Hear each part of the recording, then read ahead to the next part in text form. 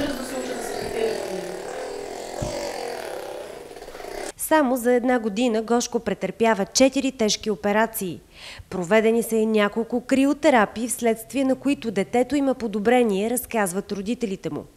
Ако рехабилитацията продължи, има шансове детето да възвърне частично зрението си.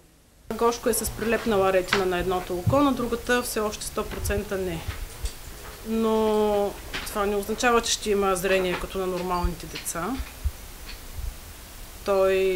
Ние бяхме стигнали до такава степен на развитие на болестта, че вече бяха предприети радикални мерки. Наскоро лекарите откриват, че Гошко има и загуба на слуха.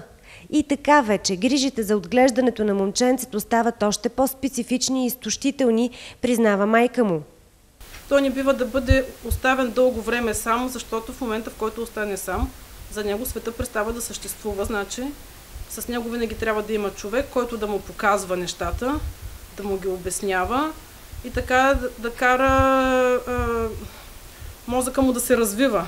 През следващите 12 години Гошко трябва да провежда редовни рехабилитации. Той е под непрекъснато лекарско наблюдение. Участва в програма за ранно въздействие на слепи и глухи деца и родителите му се надяват, че скоро детето ще стане самостоятелно. Въпреки тежката диагноза, семейството не губи вяра, че детето им има шанс да се оправи.